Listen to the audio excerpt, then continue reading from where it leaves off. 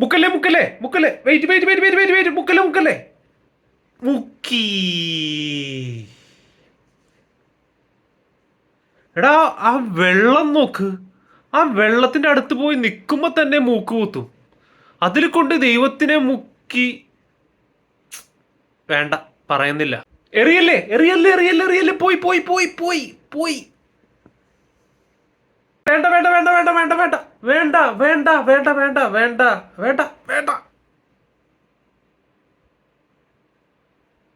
ഒയ്യോ ഒയ്യോ ഒയ്യോ.